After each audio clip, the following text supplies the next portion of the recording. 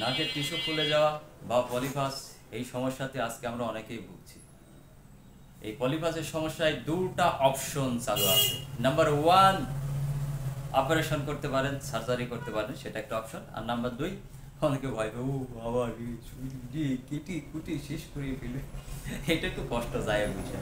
অনেক আছে না ছোটকালে ওই যে ভাইস তারা, হ্যাঁ, ডাক্তারের কাছে যেত স্কুলে যাওয়ার ভয়, যে আমার স্কুলে যাবো না, জ্বর এসছে, হ্যাঁ, তো ডাক্তারের কাছে নিয়ে গেছে, ডাক্তারের যে কেমন সিরিঞ্জ বের করে এইভাবে একটু পাহাড় নিচ্ছে, হ্যাঁ, পলি চিকিৎসকেরা পাট নেয় না, ও দেখেই ও ভাইস তার ভয় হয়ে গেছে, বলে আম্মা আমার অসুখ সেরে গেছে, আমি স্কুলে যাবো। তো ডাক্তারকে বলছে, কে তোমার না জ্বর? বলে না জ্বর না, পেট ব্যথা। ও মা, তাহলে তো আর একটা ইনজেকশন লাগবে। ও ভাইস্তা দিছে তো, বলে আমি একটারই ভয় পাই, বলে আর একটা।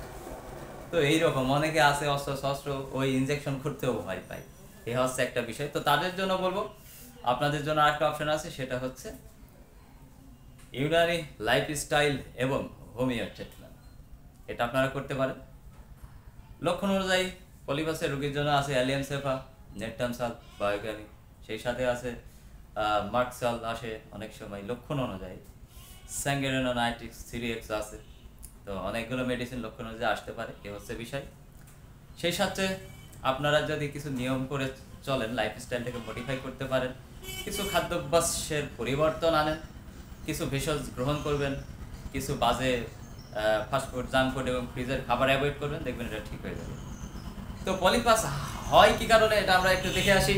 তাহলে যে অনেক সময় আমাদের শরীরে রোগ প্রতিরোধ ক্ষমতা যদি কমে যায়, সেক্ষেত্রে আমাদের পলিপাস আসতে পারে। ঘন ঘন সর্দি কাশি, অ্যালার্জি, এইগুলোতে অ্যালার্জিক রিয়াকশনে সর্দি কাশি যেন আমাদের লেগেই থাকে, আমাদের যেন নাক বন্ধ হয়েই থাকে। সেই সাথে আবার গার্লফ্রেন্ডের সাথে গিয়ে দেখছে আইসক্রিম টাইসক্রিম খেয়ে কি যে অবস্থা, সগিরঞ্জে কি করে ফেলে, হ্যাঁ, তো দেখা যাচ্ছে খুব বাজে অবস্থা, মনে হয় যে ব্রেকআপই করে, আমার মনে হয় যে কোথায় আবার খুঁজবো, বিপদ। এ হচ্ছে বিষয়। আবার গার্লফ্রেন্ডও আছে কারো কারো দেখা যাচ্ছে পলিপাস, ও কথা বলতে লাগে নাকে কথা উঠেই থাকে, এরকম আছে কিন্তু। তো পলিপাসের রোগী যারা আছেন তারা হচ্ছে যে খাদ্যাভ্যাসটাকে, জীবনাচারটাকে একটু অন্যদিকে নিয়ে যান, আজে বাজে অভ্যাসগুলো বাদ দিয়ে দিন, দেখবেন ঠিক হয়ে যাবে। তা এখন বিষয় হচ্ছে আমাদের ভিটামিন ডি লো যাদের পলিপাস হয়, তাদের আমাদের যে ইনফ্লামেশন, এটা ইনফ্লামেশন প্রোটোকলটাকে ফলো করতে হবে। তাহলে ভিটামিন ডি খেতে হবে, সেটা পাবেন কড লিভার অয়েলে পাবেন, তারপরে ঘিয়ে পাবেন, ঘিয়ে ভিটামিন ডি আছে, ই আছে, কে আছে। ঘি খেলে আমাদের ইমিউনিটি পাওয়ার বাড়ে, আমাদের রোগ প্রতিরোধ ক্ষমতা কিন্তু কমে যায়। আপনারা ঘি খেতে পারেন। আর একটি অপশন আছে, তা হলো যে আপনারা স্পিরুলিনা কিনে খাবেন। তাহলে প্রথমে হচ্ছে ঘি 1 চামচের হাফ চামচ সকালে, হাফ চামচ রাতে ভাতের সাথে, অথবা 200 থেকে 250 ml গরম কুসুম গরম পানিতে মিশ করে খেয়ে নেবেন, দেখবেন পলিপাস চলে গেছে। আরেকটা বিষয় আছে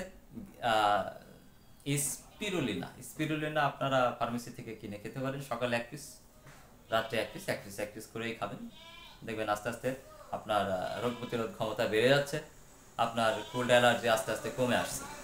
আর একটি বিষয় হচ্ছে যে সেই সাথে সাথে আপনারা যেটি করবেন তা হলো টার্মারিক টি।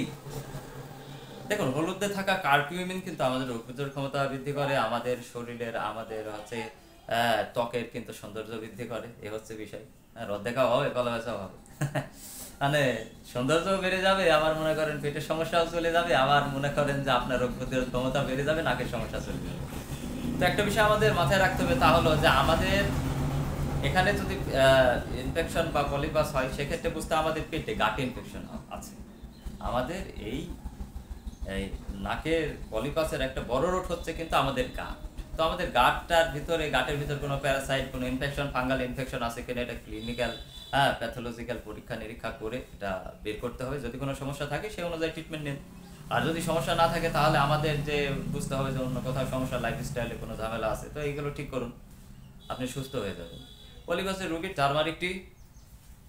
তারপরে নাম্বার 2 আপনাকে খেতে হবে ঘি, এবং নাম্বার 3 আপনাকে খেতে হবে স্পিরুলিনা। এই 3টা জিনিস আপনি খেয়ে যান নিয়ম করে। আর একটু ব্রিদিং এক্সারসাইজ করতে হবে। তাহলে যে ব্রিদিং এক্সারসাইজ নেট সার্চ করে দেখে নেবেন। ঠিক এই নাক ধরবেন, এই নাকে নিঃশ্বাস নিলেন, এই নাক দিয়ে ছাড়লেন, এই নাক দিয়ে নিলেন, এই নাক দিয়ে ছাড়লেন।